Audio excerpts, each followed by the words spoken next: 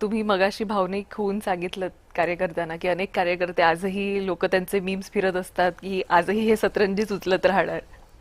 अशा कार्यकर्त्यांना जे खरंच निष्ठावान आहेत मात्र त्यांना फार काही मिळू शकलेलं नाहीये पक्षात अनेक वर्ष राहून, त्यांना काय संदेश देऊ मी शकाल? त्यांना एवढंच सांगेल की आपल्या देशाशी, आपल्या राज्याशी, आपल्या पक्षाशी, आपल्या नेत्याशी इमानी नक्की राहा.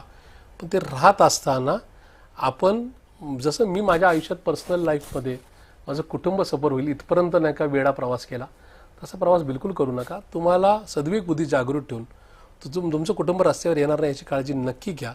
आणि हे करत असताना आज आणि उद्यासुद्धा, पुढच्या पिढ्यासुद्धा आपल्याला चुकीच्या अँगलनी बघणार नाही हा निर्णय घेऊनच आयुष्य जगा, एवढा सल्ला त्यांना छोटा भाऊ, मोठा भाऊ किंवा सहकारी म्हणून नक्की सांगेल.